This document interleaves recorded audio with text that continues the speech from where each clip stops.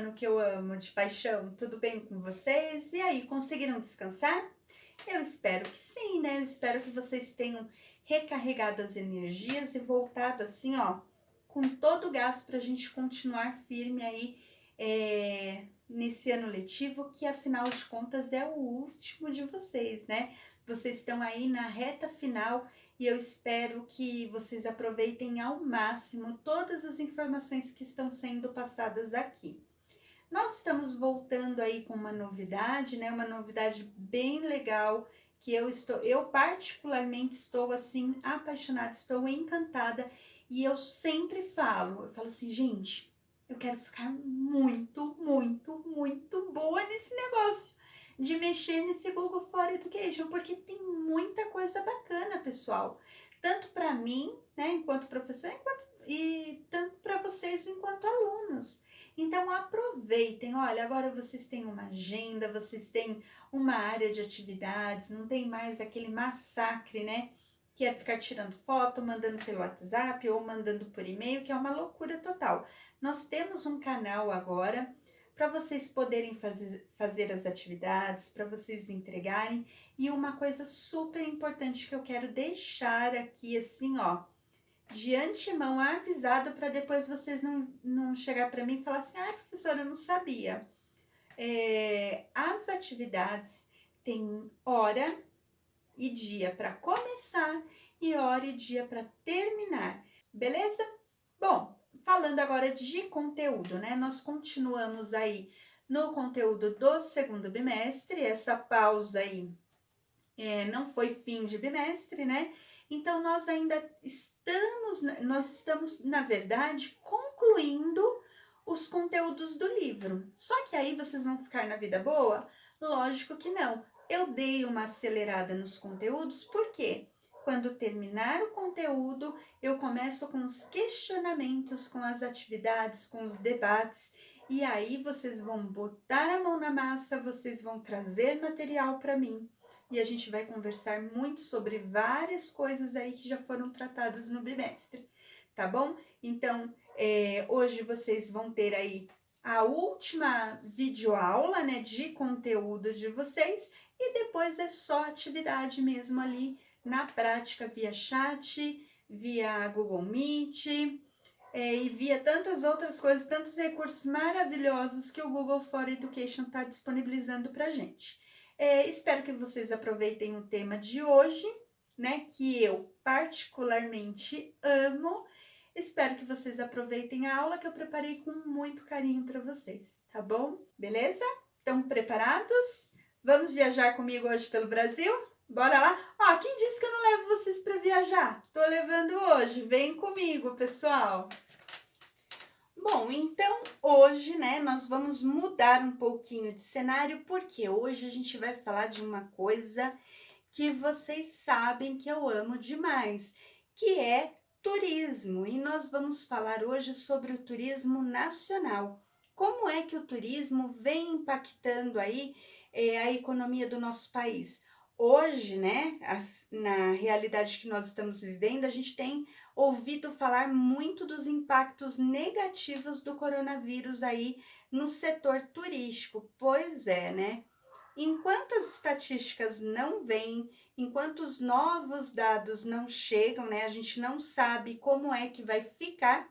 Nós vamos falar um pouquinho de como o turismo tem se comportado aí até o início da pandemia, beleza? Depois da pandemia a gente vai ver como fica, como vão ficar os dados, porque nada ainda foi passado para a gente, né? O que a gente ouve falar muito aí é sobre falência de companhias aéreas, sobre quebras de agências de turismo e sobre passageiros que têm ficado aí no prejuízo, estão procurando remarcar suas passagens. Mas, como a gente não pode desanimar, né? Como a gente sempre fala que a vida continua, vamos lá e vamos falar aí sobre a grandiosidade do turismo aí no cenário brasileiro.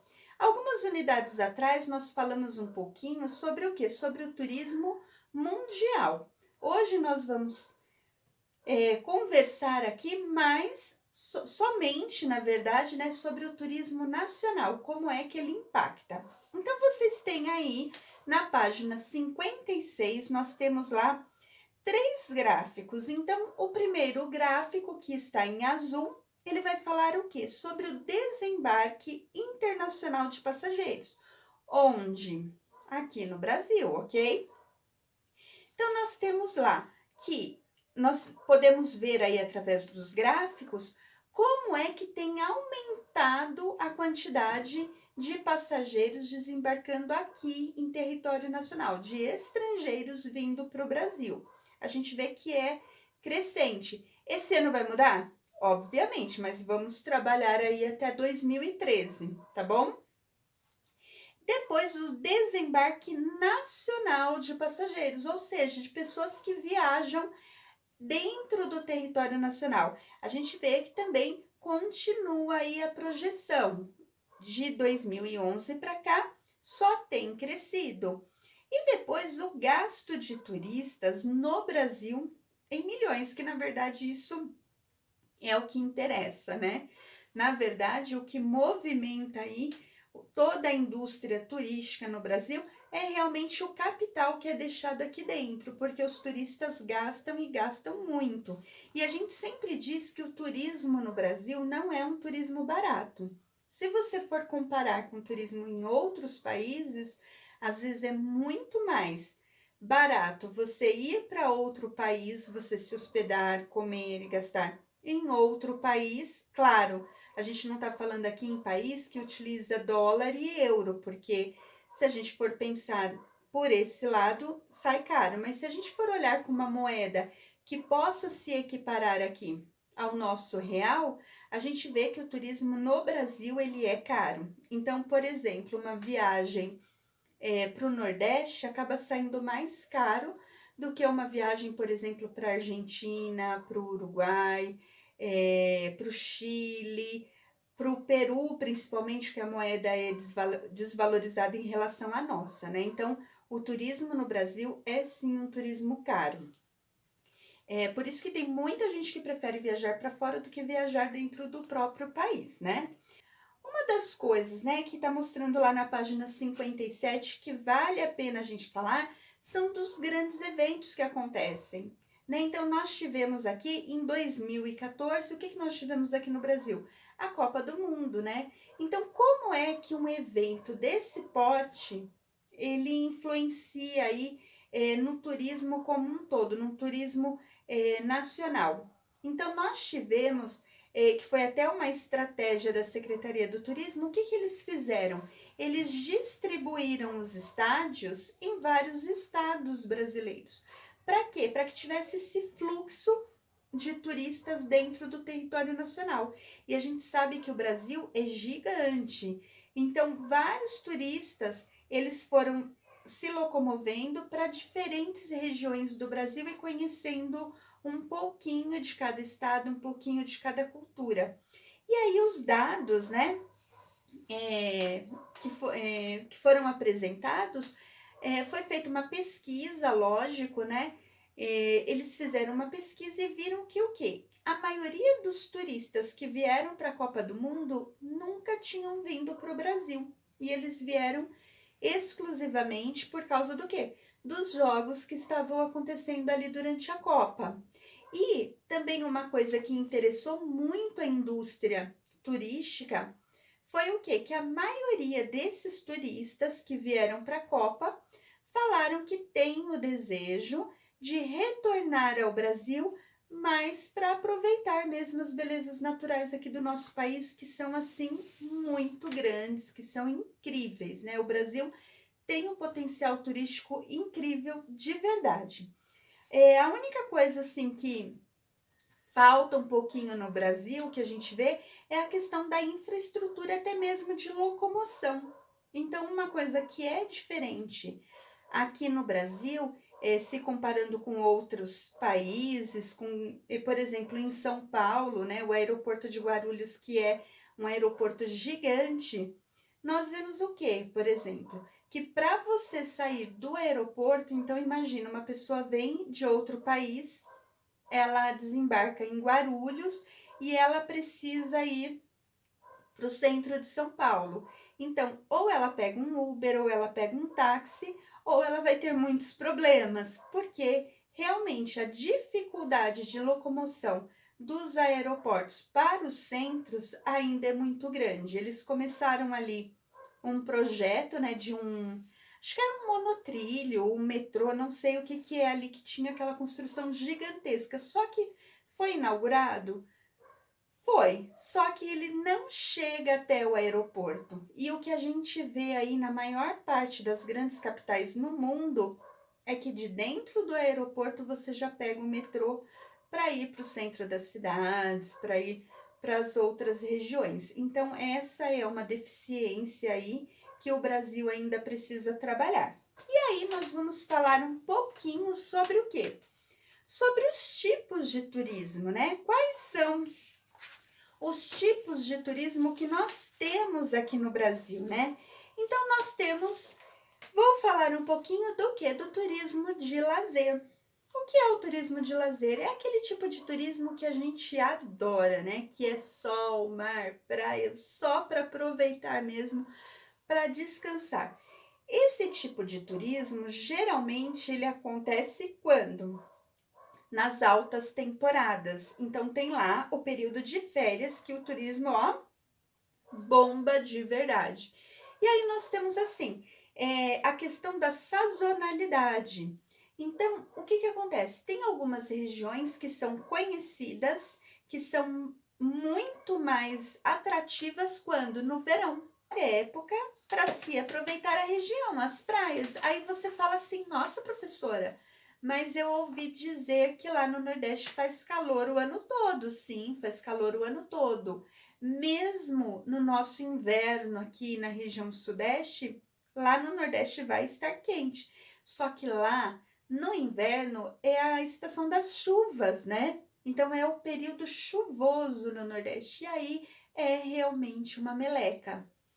Por quê? Porque chove de verdade. Eu, né, caí nessa pegadinha aí, falei, não, vou para o Nordeste porque vou fugir do frio aqui de São Paulo e vou passar as minhas férias lá no Nordeste. Ai, que lindo, que delícia.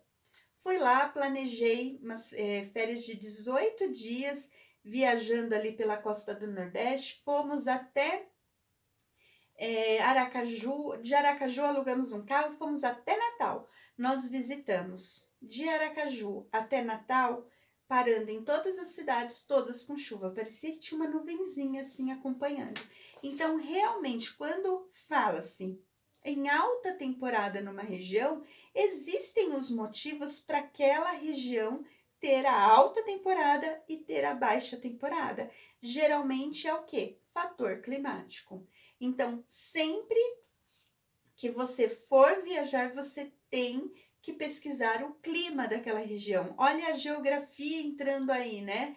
Nas suas férias, no seu momento de lazer. Você tem sim que entrar lá no Google e pesquisar como se comporta o clima naquele mês que você quer ir.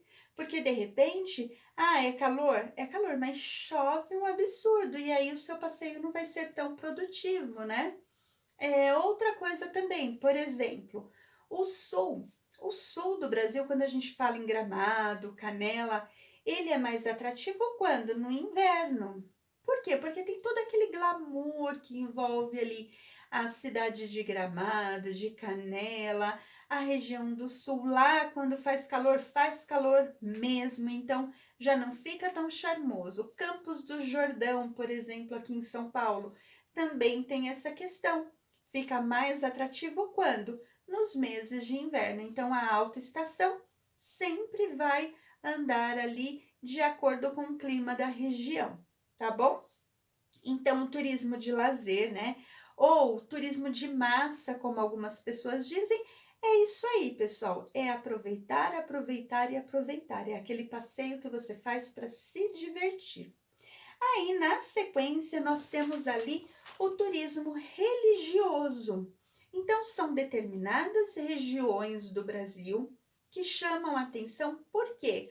Ou por causa de uma igreja que tem um grande significado para uma determinada religião, ou por encontros religiosos que acontecem, feriados religiosos que chamam a atenção para uma determinada região por causa dos eventos que acontecem ali.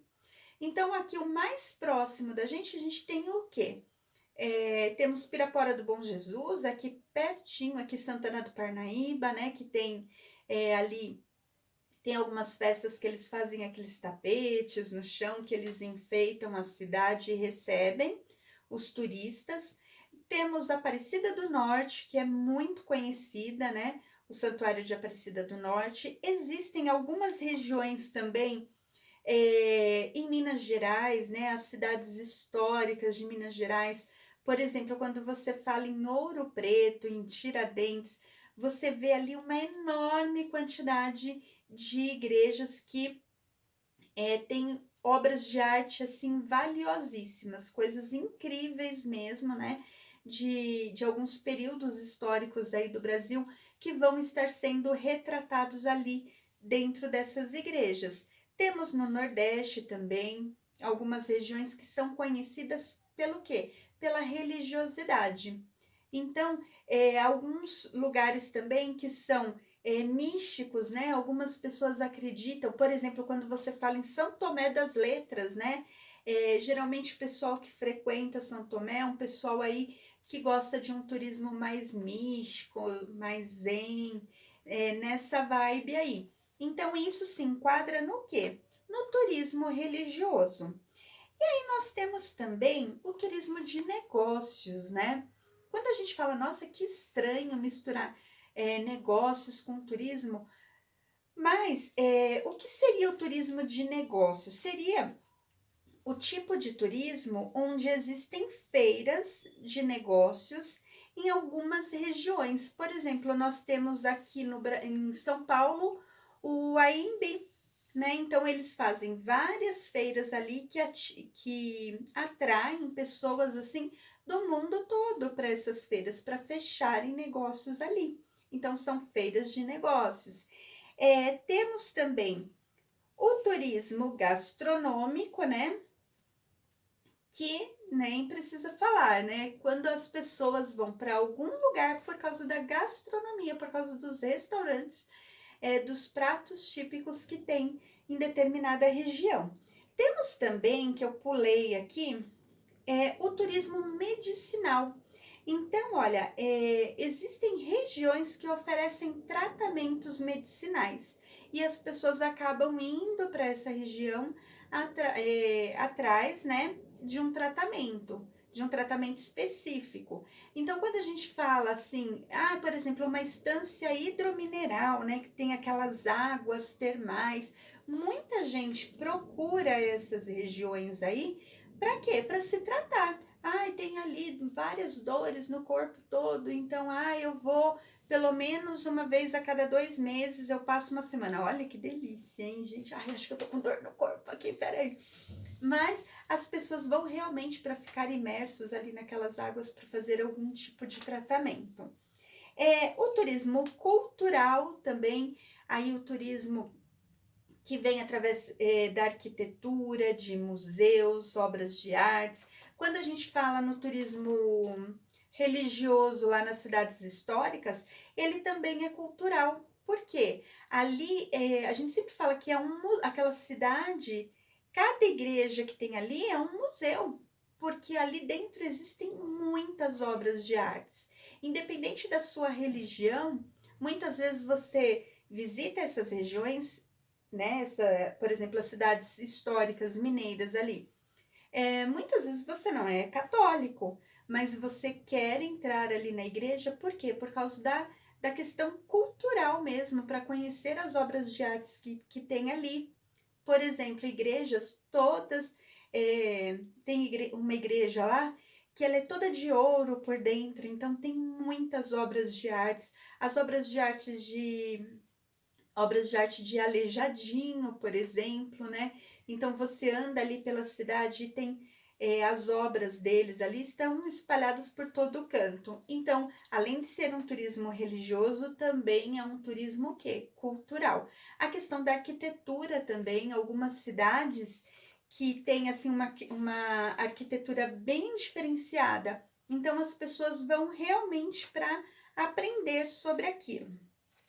E aí depois vai falar aqui lá na página 59 sobre a profissão do turismólogo, né?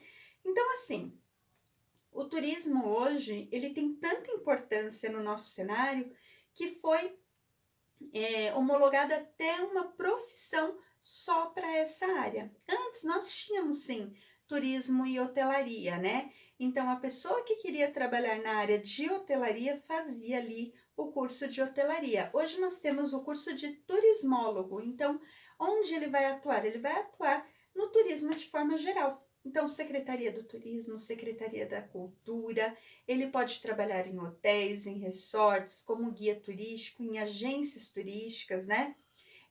Hoje nós temos até canais de televisão que só fala sobre o turismo, então o turismólogo ele vai estudar, então, por exemplo, ele vai ver cidades que têm um potencial turístico e trabalhar essa questão, porque, por exemplo, olha, vou dar um exemplo aqui. Eu sei que alguns de vocês já foram para esse lugar. Eu nunca fui, quero muito ir, tá na minha lista lá.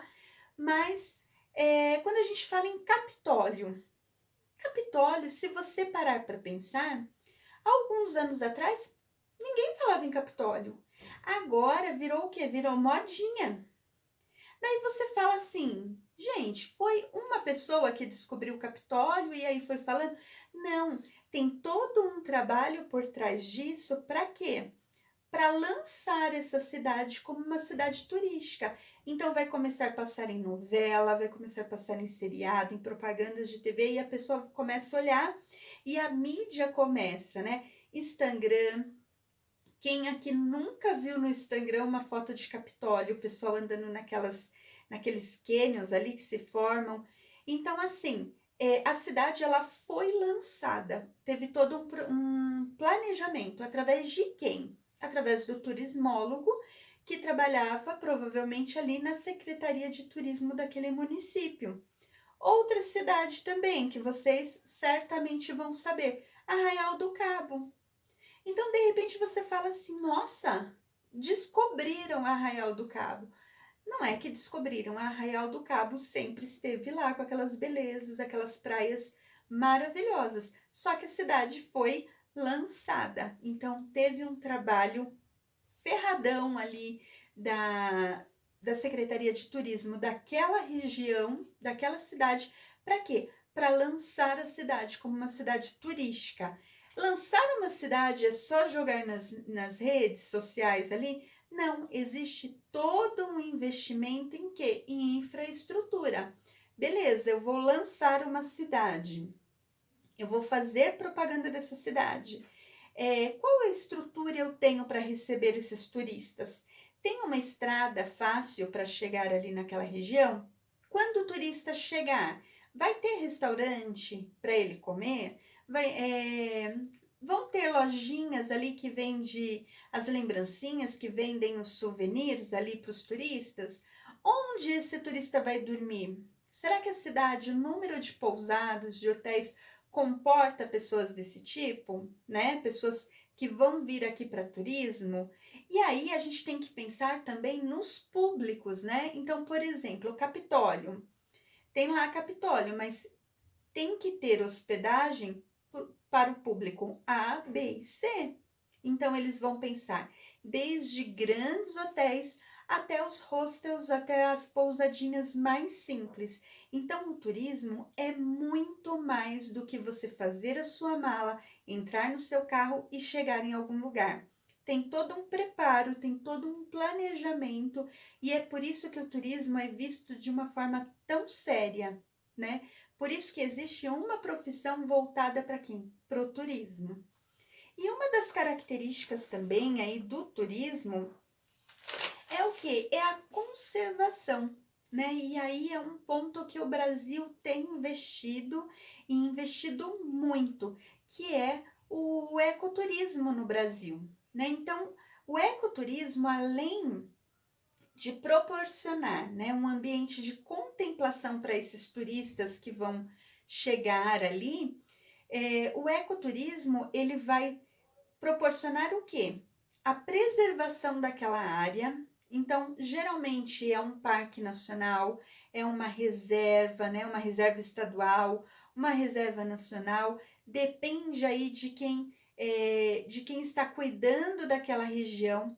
Muitas vezes são unidades de conservação. Então, por exemplo, uma fazenda, a fazenda tem um dono, só que aquela fazenda foi destinada como unidade de conservação. Então, o proprietário ele vai ganhar uma verba do governo para quê? Para não plantar nada ali, para não desmatar, só para proteger aquela região. E aí, geralmente, nessas unidades de conservação aí, que a gente chama de UPA, né? Unidade de Preservação Ambiental. Então, quando uma área particular é destinada para ser uma UPA, a pessoa, o proprietário ali, o mantenedor daquela área, geralmente ele vai desenvolver alguma atividade do quê? De agroturismo, de ecoturismo. Então, quando a gente fala de agroturismo, a pessoa vai lá para andar a cavalo, para cavalgar, para ter uma experiência num hotel fazenda, por exemplo. E aí, quando a gente fala no ecoturismo, a pessoa vai estar ali na mata nativa, vai estar utilizando ali, né? Praticando esportes radicais no meio de corredeiras, de rios, praticando mergulho, na natureza nativa. Então, quando a gente fala, por exemplo, do ecoturismo no Brasil, ele tem uma importância gigantesca. Primeiro, porque o ecoturismo ele é voltado para conservação. Então, naquela região que é praticado o ecoturismo, preserva-se a natureza. Toda pessoa que tem contato diante de uma coisa tão linda, tão preservada, a pessoa ela volta tão apaixonada que ela vai desenvolver dentro dela esse sentimento de preservação, de respeito com a natureza. Então, por exemplo, quando você vai para uma região e você faz uma flutuação em algum rio de água cristalina, e aí você chega na sua cidade, você vê o seu rio todo poluído, né? O rio da sua cidade, que é um esgoto a céu aberto, você já fica, puxa, não podia ser daquele jeito. Por quê? Porque você já teve contato com aquilo que é bacana. E aí você quer que tudo seja bacana. Então você quer que aquilo continue. Para quê? Para que o filho dos filhos dos seus filhos possam sentir aquilo que você sentiu quando você esteve no seu lugar, naquele lugar, desculpa. E isso daí nada mais é do que o princípio da sustentabilidade. Então, qual é o princípio da sustentabilidade hoje? Não é utilizar com consciência, né? Utilizar os recursos naturais de uma forma racional e preservá-los para as gerações futuras. Então, o ecoturismo ele tem aí essa visão tão linda, tão grandiosa que é a preservação e a conscientização. Depois, traz renda? Obviamente, claro que traz. Por quê? Os proprietários dessas UPAs, eles vão promover o turismo ali dentro das suas propriedades. O que eu posso falar para vocês, né, de experiência, assim, a gente pode falar de Bonito, né, Bonito que não é bonito, é lindo, lá no Mato Grosso do Sul. Então, Bonito é uma cidade onde é praticado o ecoturismo, a cidade vive do ecoturismo.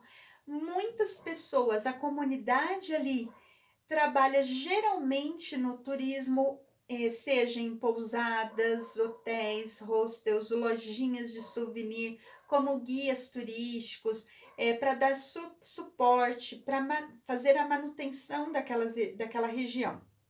Então, praticamente a cidade inteira trabalha no setor de turismo.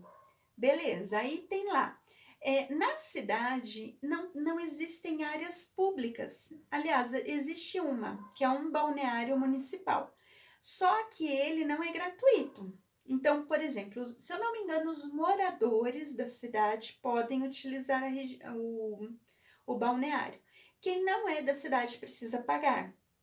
Tudo em Bonito é pago. Então, por quê? Porque tudo é privado. Se você for visitar uma gruta, por exemplo, né?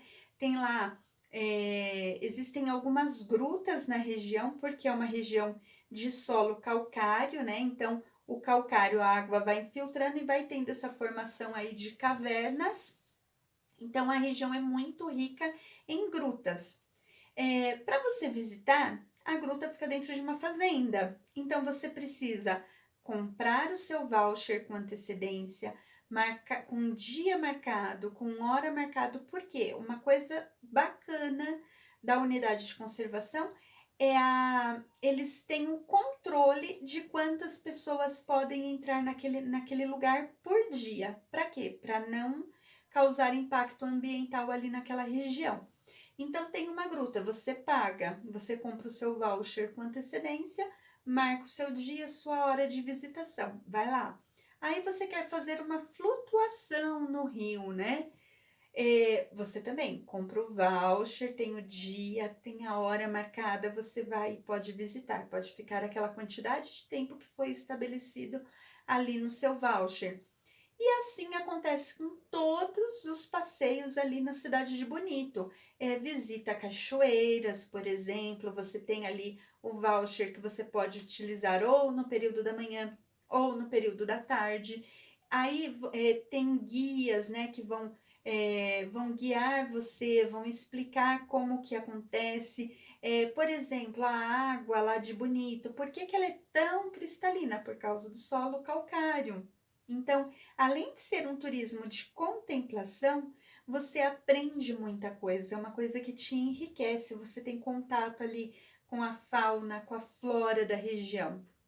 Então, o ecoturismo ele tem crescido muito aqui no Brasil e eu acredito que vai ser tendência. O Brasil ele pegou aí essa linha do ecoturismo e eu acredito que a tendência é aumentar cada vez mais, né? O Nordeste também, quando a gente fala, existem áreas de conservação no Nordeste? Sim, existem áreas de conservação. Existem ilhas que você só vai com autorização, você precisa de uma autorização para entrar.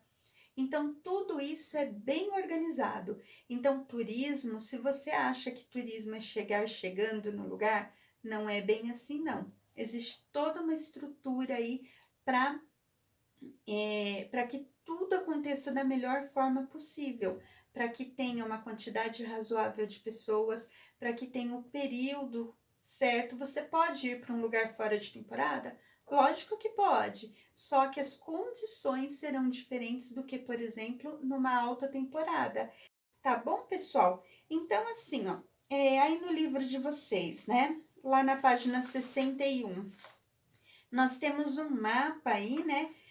O mapa dos 10 parques nacionais mais visitados no Brasil. Então, nós temos aí Parque Nacional de São Joaquim, né, lá na região sul, Parque Nacional de Aparados da Serra. Aí nós temos o Parque Nacional do Iguaçu, que são as famosas Cataratas do Iguaçu. No Rio de Janeiro, nós temos ali o Parque Nacional da Tijuca, Parque Nacional do Itatiaia, Parque Nacional da Serra dos Órgãos, que é incrível.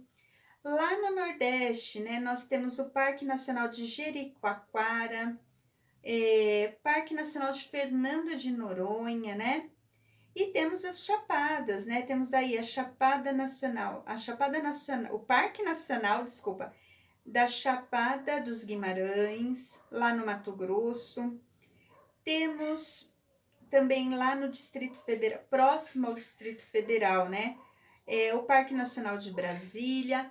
Então, nós temos aí, o Brasil tem muita coisa, o Brasil tem muito grande, só precisa ser o quê?